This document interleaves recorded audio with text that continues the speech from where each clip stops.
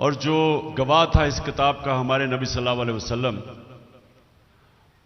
انہوں نے اس کتاب اور اس کے پیغام سے دنیا کی تاریخ کا سب سے بڑا انقلاب لے کے آئے۔ یہ اگر آپ تاریخ کے، میں تو کوئی دینی عالم نہیں ہوں، اسلام کا میں اپنے آپ کو عالم نہیں سمجھتا، لیکن میں ایک تاریخ کا اپنے آپ کو طالب علم سمجھتا ہوں۔ تاریخ میں نے پڑھی ہوئی، تو میں نے ابھی تک کہیں بھی کسی وقت کسی تاریخ کے اندر کسی دور میں اس طرح کا انقلاب نہیں دیکھا جو کہ میرے نبی صلی اللہ علیہ وسلم مدینہ میں لے کے آئے۔ کوئی اس کا مثال نہیں ہے۔ آپ اگر دین سے ہٹ کے صرف ایز اے ہسٹورین، تاریخ کا طالب علم اگر آپ صرف سٹڈی کریں تو یہ آپ کو کبھی بھی لاجک سے یہ آپ سمجھ ہی نہیں سکتے کہ وہ ہوا کیا۔ پھر سے میں کہتا ہوں، اس کی تاریخ میں کوئی مثال نہیں ہے، کیونکہ ایسا ہوا ہی نہیں کبھی۔ تو وہ جو چینج آیا تھا انسانوں میں لوگوں کو یہ بھی بتاتا ہوں، یہ لوگ، ہم جب بچپن میں پڑھتے تھے اپنی تاریخ تو ہمیں ایسے لگتا تھا کہ وہاں بڑی جنگیں ہوئیں اور بڑی پتہ نہیں کتنے لوگ شہید ہوئے اور دوسری طرف کتنے لوگ مارے گئے، اور پھر ایک تبدیلی آئی تھی۔ آپ سب کو حیرت ہوگی یہ سوچ کے کہ 622 اور 632 کے درمیان 10 سالوں میں، ان 10 سالوں میں جو ٹوٹل لوگ جنگوں میں مرے تھے دونوں طرف، وہ 12 یا 1300 تھے۔ 10 سال میں 12 یا 1300 لوگ مرے تھے، اور سارا عرب 10 سال کے بعد نبی صلی اللہ علیہ وسلم کے نیچے، اسلام کے نیچے آ گیا تھا۔ 1 لاکھ سے کلومیٹر، اسکوائر کلومیٹر زمین سب ان کے نیچے آ گئی تھی۔ تو یہ سمجھنے کی بات ہے کہ یہ کوئی تلوار کے زور سے دین نہیں پھیلا تھا۔ یہ جو تبدیلی آئی تھی کہ 10 سالوں میں وہ سارا عرب بھی ان کے نیچے آ گیا، اور خون بھی نہیں بہا، جس طرح جب منگولین نے، انہوں نے بھی فتح کی تھی ایک دفعہ دنیا، لیکن کروڑوں لوگوں کی جانیں لی انہوں نے اور خون کے دریا بہے۔ لیکن اس باری تو جس طرح میں نے کہا 12 سے 1300 ٹوٹل کیجولٹیز تھی، تو اصل میں ذہنی طور پہ فکری انقلاب تھا۔ انسان بدل گئے تھے۔ قرآن کی جو آیت ہے کہ میں کبھی کسی قوم کی حالت نہیں بدلتا جب تک وہ قوم خود اپنی حالت بدلنے کی کوشش نہ کرے۔ تو انسانوں نے اپنے آپ کو بدلا تھا، اور وہ پیغام تھا قرآن کے اندر، اور وہ نبی صلی اللہ علیہ وسلم وہ چلتے پھرتے قرآن تھے، اس لیے اللہ کا حکم تھا ان کی اس سنت پہ چلو، ان کی شریعہ پہ چلو۔ تو اس پیغام نے انسانوں کو بدل دیا، اور ان انسانوں نے دنیا کی امامت کی۔ یعنی یہ اگر آپ دیکھ لیں کہ 625 جنگ بدر اور 11 سال کے بعد یارمک کی جنگ، جدھر رومن ایمپائر یارمک میں ہارتا مسلمانوں سے، اور اس کے اگلے سال دوسرا سپر پاور پرشین ایمپائر، وہ ان کے سامنے گھٹنے ٹیکتا ہے۔ 11 اور 12 سالوں جنگ بدر کے بعد 313 لڑنے والے، یہ کوئی سمجھا دے کہ یہ ہوا کیا؟ 11 اور 12 سالوں کے بعد دنیا کی 2 سپر پاورز ان کے سامنے گھٹنے ٹیک دیتی ہیں۔ تو وہ کیا چینج آئی تھی؟ مجھے افسوس سے کہنا پڑتا ہے، میں نے یہ کبھی، میں اتنے چھوٹا سا تھا جب میرے والد مجھے لے جاتے تھے جمعہ کے خطبے پہ، میں نے کبھی کسی کو یہ بتاتے نہیں سنا کہ یہ کیا ہوا تھا۔ اور میں نے اپنے اسکالرز جو ہیں، جو مسلمان اسکالرز ہیں، میں نے ان میں کبھی نہیں دیکھا کہ اس کے اوپر کوئی اس کو ریسرچ کریں کہ کیا چینج آیا تھا، یہ کیسے ہوا تھا، کیونکہ اس کی کوئی ایکسپلین بیان نہیں کر سکتا، کوئی نہیں بتا سکتا کہ یہ کیا ہوا تھا. اصل میں ہوا تھا ایک پیغام آیا اور نبی صلی اللہ علیہ وسلم نے اس پیغام کے ذریعے انسانوں کو آزاد کر دیا. یہ یاد رکھیں کہ جو آزادی ہے اللہ نے اپنی آزادی کے لڑنے کے لیے اس کو جہاد کہا ہے. اگر آپ اپنی آزادی کے اندر کی جنگ لڑتے ہوئے مرتے ہیں تو آپ شہید کا رتبہ دیا ہے. اور پیغمبروں کے بعد شہداء کا رتبہ ہے. اتنا بڑا رتبہ دیا ہے. اس کا مطلب آزادی کو اتنی اہمیت دی ہے کہ غلام قوم آگے نہیں بڑھ سکتی، صرف آزاد انسان اوپر جاتے ہیں. اور اصل میں لا الہ الا اللہ ادھر سے ہی آزادی شروع ہوتی ہے. جب آپ یہ بیان کرتے ہیں کہ اللہ تیرے سوا میں کسی کے سامنے نہیں جھکوں گا، تو یہ آپ کا آزادی کا سفر شروع ہو جاتا ہے. اور پھر اندرونی آزادی کہ جب آپ خوف، یہ بہت بڑا بت ہے. میری زندگی میں جو لوگ اوپر نہیں جا سکتے وہ اپنے خوف کے اوپر قابو جو نہیں پاتا وہ اوپر نہیں جاتا کسی شعبے میں بھی. جو انسان خوف کے اوپر قابو نہیں پاتا اس نے آج تک بڑا کام نہیں کیا. جو میں مثال دیتا ہوں، جو شخص سب سے پہلے سب سے اونچے پہاڑ پہ چڑھا تھا آج سے کوئی 70 سال پہلے، تو اس سے پہلے سب لوگ جو اوپر چڑھنے گئے تھے ماؤنٹ ایورسٹ کے وہ مر گئے تھے، اور شاید تھوڑے سے تھے جو بچ کے واپس آ گئے تھے. تو سوچیں کہ جب اس نے فیصلہ کیا چڑھنے کا تو اس نے سب سے پہلے اپنے خوف کے اوپر قابو پایا. اور قرآن کی آیت ہے کہ جو لوگ ایمان لے آئے ہیں میں ان کے خوف دور کر دیتا ہوں. ان لوگوں کے خوف دور کر دیا اللہ نے. وہ جو عرب جن کی حیثیت ہی کوئی نہیں تھی، 2 سپر پاور دونوں طرف، تو ان کو آزاد کیا خوف سے بڑے انسان بنانے کے لیے جنہوں نے دنیا کی امامت کی. پھر ان کو جو کیریکٹر ہے، ایک بڑے انسان کا بڑا کیریکٹر ہوتا ہے. جو مثال تھی صادق اور امین کی، سچا اور انصاف کرنے والا، جو ان کے صحابہ تھے سب لیڈر بن گئے. جو ان کے ارد گرد تھے وہ لیڈرز بن گئے. انسانوں کو لیڈرز بنا دیا. میں پڑھ رہا تھا کہ حضرت بلال جو غلام تھے انہوں نے بھی 2 کیمپین جنرل بن کے لیڈ کی تھی. غلاموں کو انہوں نے جنرلز بنا دیا.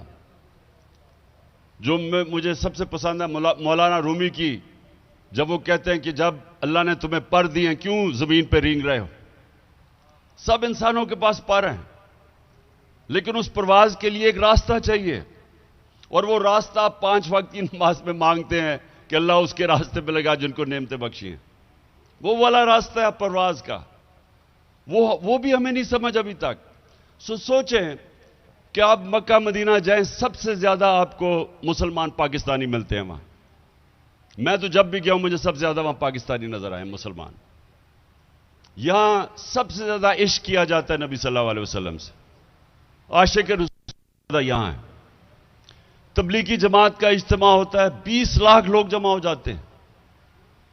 لیکن یہ پوچھیں کہ کیوں ہماری یہ حالات ہیں آج کہ دنیا میں گھٹنوں پہ پھر رہے ہیں، بھیک مانگتے ہوئے پھر رہے ہیں. ملک غریب ہے لیکن پاکستانی امیر ترین ہیں.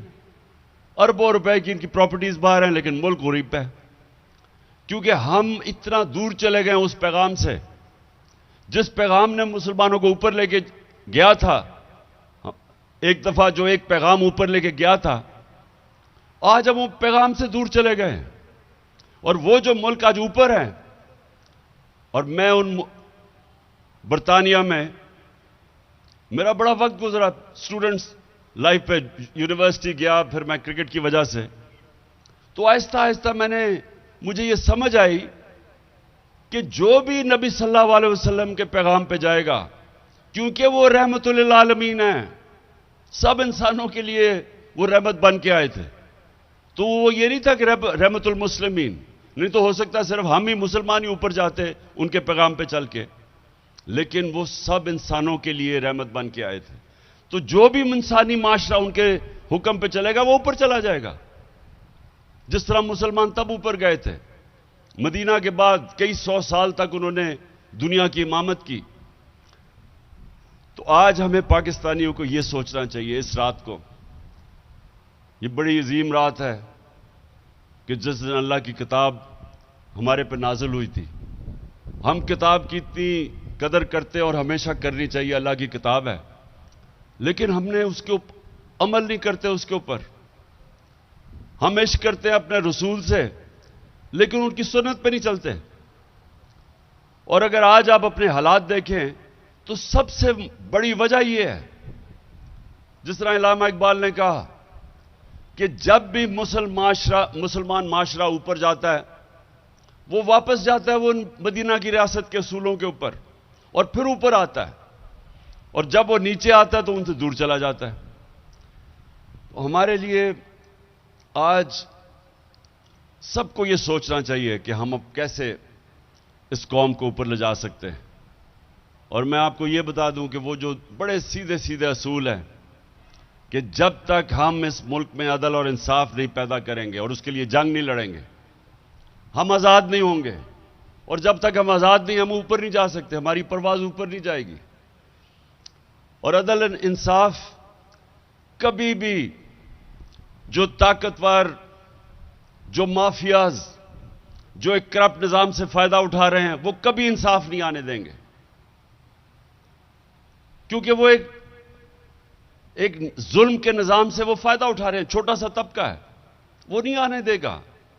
وہ پورا زور لگائے گا کہ لوگوں کو غلام رکھ کے اور خود وہاں عیاشیاں کریں, پیسے چوری کریں. باہر ان کے بڑے بڑے محلات ہیں, وہ کبھی نہیں آنے دیں گے.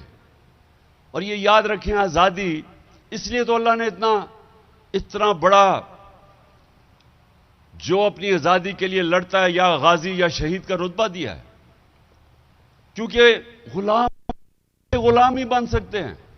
غلام کی پرواز کچھ نہیں ہوتی, غلام قومیں اوپر نہیں جا سکتی, صرف آزاد انسان اوپر جاتے ہیں. جو کہ اگر آپ غور کریں گے تو مدینہ کی ریاست میں آزاد ہوئے تھے انسان. عدل اور انصاف سب سے پہلے قائم کیا تھا, کوئی قانون کے اوپر نہیں. میری بیٹی بھی اگر جرم کرے گی سزا ملے گی. بڑی قومیں تمہارے سے پہلے تباہ ہوئی, جدھر طاقتور کے لیے ایک قانون, وہ چوری کرتا تھا اس کو پکڑتا نہیں تھی, اور صرف کمزور چوروں کو جیلوں میں ڈالا جاتا تھا, قومیں تباہ ہو جاتی تھی. حضرت عمر, حضرت ابو بکر, حضرت علی, پہلے جب وہ خلیفہ بنے, پہلے بیان میں کہا کہ میں انصاف قائم کروں گا, میں طاقتور کو قانون کے نیچے لے کے آؤں گا. یہ سب سے بڑی ایک مسلمان معاشرے کے اندر جب آپ کہتے ہیں نا ہم شریعہ چاہیے, تو سب سے پہلا کام ہے عدل اور انصاف قائم کرو. جب تک وہ نہیں ہے ایک قوم اوپر نہیں جا سکتی, خوشحال نہیں ہو سکتی. ہم سنتے تھے جی میں ایشین ٹائیگر بنا دوں گا پاکستان کو, یا میں کوئی لاہور کو پیرس بنا دوں گا. کوئی آج تک ایشین ٹائیگر یا پیرس نہیں بنا جب تک وہ رول آف لا نہیں ہوتا, جب تک انصاف نہیں ہوتا. ڈنمارک نمبر 1 ہے 140 ملکوں میں رول آف لا یعنی انصاف کے انڈیکس میں 140 ملکوں میں ڈنمارک نمبر 1 ہے. پاکستان 129 نمبر ہے 140 میں سے.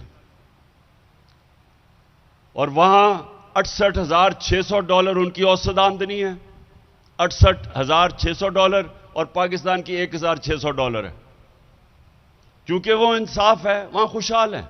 اپنی تاریخ اٹھا کے دیکھ لیں, جب ہندوستان میں کوئی آیا ایسا حکمران جس نے انصاف قائم کیا, خوشحال ہو گیا. بلبن کی تاریخ اٹھائیں اور علاؤدین خلجی کی, کیونکہ وہ انصاف کرنے والے تھے, وہاں خوشحالی آ گئی. اور جب ایک ظالم حکمران آتا تھا, ایک دم عوام کہ وہی بھوک سے مرتے تھے, قحط پڑتے تھے. تو ہمارا بھی آج ساری دنیا میں بھی یہ دیکھ لیں, جن جن ملکوں میں انصاف ہے وہ خوشحال ہیں, جن میں نہیں ہے وہاں وسائل کے باوجود بھی غربت ہے.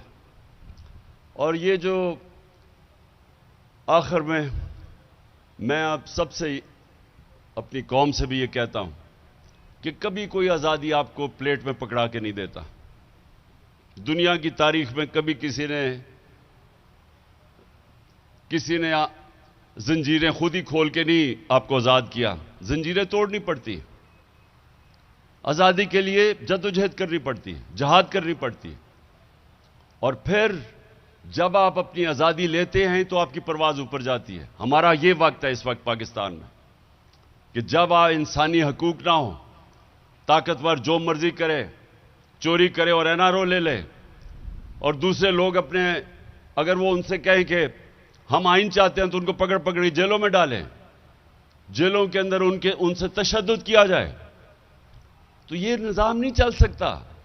اور اس نظام میں یہ فیصلہ کر لیں کہ اگر آپ نے یہ نظام کو چلنے دیا تو آپ کا کوئی مستقبل نہیں ہے.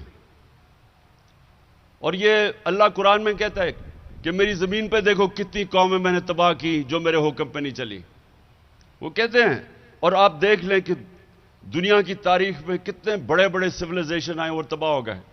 سب سے بڑی وجہ یہ تھی کہ وہاں ظلم تھا. جو حضرت علی رضی اللہ تعالی نے کہا کہ کفر کا نظام چل جائے گا لیکن ظلم کا نظام نہیں چل سکتا. میں آج یہی چاہتا ہوں جب آپ پیر صاحب دعا کریں, دعا مانگیں, تو ضرور ہمارے ملک کے لیے کریں کہ ہم سب سے زیادہ اپنے آپ کو انصاف لے کے ملک کو آزاد کریں. اچھا, ایک یہ نہیں پتہ چلتا کہ ہم یہاں ایسی محفلوں میں بیٹھتے ہیں کہ لوگوں کو پسند بھی آ رہی ہے بات, یعنی کوئی تالیاں کوئی نہیں مارتا, تو کسی کا نہیں پتہ چلتا کہ آپ اب وہ اتنی اچھی اس نے نعتیں پڑھی. اب مجھے نہیں پتا تھا کہ نعت آپ نے انجوائے بھی کیا ہے نہیں کی. وہ اس طرح ہوتا ہے. اس نے بیچارے نجم نے اتنی اچھی آپ کے نعتیں گائی اور سنائی, نجم نے اور ابرار کر تو پھر بھی تھوڑا لوگوں نے پھر بھی تھوڑا اپریشیٹ کیا, لیکن نجم بیچارے کو پتہ ہی نہیں کہ تالیاں, اب ہم تالیاں نہیں بجا سکتے. یہ بھی ایک تو کوئی اور طریقہ بتائیں تاکہ پتہ تو چلے.